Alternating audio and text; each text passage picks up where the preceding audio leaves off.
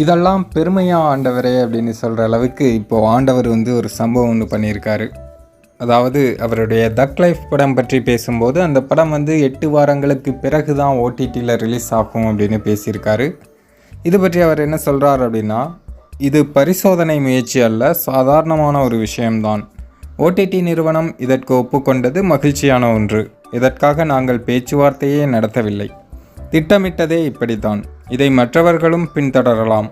அது சினிமா துறையை ஆரோக்கியமானதாக மாற்றும். இந்த வாய்ப்பை முதலில் பயன்படுத்தி கொண்டது நாங்கள் என்பதை நினைத்து மகிழ்கிறோம் அப்படின்னு கமலையா வந்து சொல்லியிருக்காரு. அதாவது இப்போ தமிழ் படங்கள் வந்து தியேட்டரில் ரிலீஸ் ஆன பிறகு 4 வாரங்களுக்கு அப்புறமா தான் ஓடிடிக்கு கொடுக்கணும் அப்படின்னு ஒரு விதிமுறை வச்சுருக்காங்க. அதுவும் பாலிவுட் சைடு பார்த்திங்கன்னா 8 வாரங்களுக்கு பிறகு தான் ஓடிடிக்கு கொடுக்கணும் அப்படின்னு சொல்கிறாங்க. அதை தான் இப்போ இங்கேயும் கொண்டு வந்திருக்கோம் அப்படின்னு கமலையா சொல்கிறாரு. 8 வாரங்களுக்கு பிறகு தான் ஓடிடிக்கு கொடுப்போம். இதற்காக நாங்கள் எந்த விதமான பேச்சுவார்த்தையுமே நடத்தலை அப்படின்னு கமலையா சொல்கிறாரு. எப்போவுமே ஒரு படத்துக்கு எந்த அளவுக்கு டிமாண்ட் இருக்குது அப்படிங்கிறத பொறுத்து தான் ஓடிடி நிறுவனம் அந்த படத்தை வந்து வாங்குகிறாங்க. அந்த படமும் இத்தனை கோடி போகும் இல்லை அத்தனை கோடி போகும் அப்படிங்கிறதையே அந்த படத்துக்கு உண்டான எதிர்பார்ப்பை வச்சு தான் அவங்க வந்து முடிவு பண்ணுறாங்க. இப்போ ஒன்றும் இல்லை, இந்தியன் 3 திரைப்படத்தை டைரெக்டாக ஓடிடியில் ரிலீஸ் பண்ணலாம் அப்படின்னு கூட பிளான் பண்ணாங்களாம். ஆனால் எதிர்பார்த்த தொகை அவங்களுக்கு கொடுக்கல போல். டைரெக்டாக ஓடிடியில் பண்ணுறதுக்கே அவங்க வந்து ஒத்துக்க மாட்டேங்கிறாங்க. ஏன்னா அவங்களுக்கு போதிய வருமானம் அந்த படத்தின் மூலமாக கிடைச்சாதான் அவங்க வந்து அத்தனை கோடிக்கு அந்த படத்தை வாங்குவாங்க. அப்படி இல்லையா வேணாம் அப்படின்னு ஒதுங்கிட்டு அவங்க சைலண்ட்டாக இருப்பாங்க.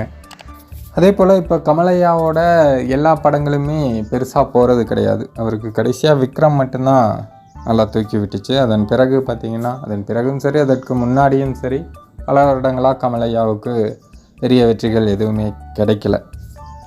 இப்போ கடைசியாக வந்த இந்தியன் 2 திரைப்படத்துக்கும் ஒரு மிகப்பெரிய அடி விழுந்தது. அதனால தான் ஓடிடி நிறுவனங்கள் கமலையா படத்துக்கு வந்து சைலண்ட்டாக இருக்காங்க. அவங்க கொடுத்தா கொடுக்கட்டும், அதுவும் இந்த ரேட்டு தான், இதுக்கு மேலெலாம் கொடுக்க மாட்டோம் அப்படின்னு அவங்க வந்து ஒரு முடிவு பண்ணி இப்போ 8 வாரம் கழித்து கொடுத்தீங்கனாலும் சரி 10 வாரம் கழித்து கொடுத்தீங்கனாலும் சரி அப்படின்னு அவங்க சைலண்ட்டாக இருக்காங்க. ஆனால் இதை வந்து கமலையா பெருமையாக பேசுகிறாரு. இதற்காக பேச்சுவார்த்தை கூட நடத்தலை அப்படின்னு சொல்கிறாரு. பேச்சுவார்த்தை அவங்களுக்கு வேணும்னா தானே நடத்துவாங்க. அந்த படத்துக்கு டிமாண்ட் இருக்கும்போது அவங்க வந்து பேச்சுவார்த்தை நடத்துவாங்க. அங்கே கொடுத்துருவாங்களோ இங்கே கொடுத்துருவாங்களோ அப்படின்னு. இப்போ கூலி படத்துக்கெலாம் பாருங்கள், கூலி படத்துக்கு பயங்கரமான டிமாண்ட் இருந்தது. இப்போ வந்து 120 கோடிக்கு ஓடிடி ரைட்ஸ் மட்டுமே கூலி படத்துக்கு வந்து விற்றுருக்கு அப்படிங்கிறது தான் வெளியாயிட்டு இருந்த தகவல். ஸோ இந்த மாதிரி ஒரு டிமாண்ட் இருக்க படத்துக்கு தான் ஓடிடி நிறுவனங்கள் வந்து போட்டி போட்டு வாங்குவாங்க. மற்றபடி டிமாண்ட் இல்லாத படத்துக்கு சரி வரட்டும் பார்த்துக்கலாம் அப்படின்னு அவங்க பேச்சுவார்த்தை கூட நடத்துறது கிடையாது. இதை தான் கமலையா வந்து பெருமையாக சொல்கிறாரு.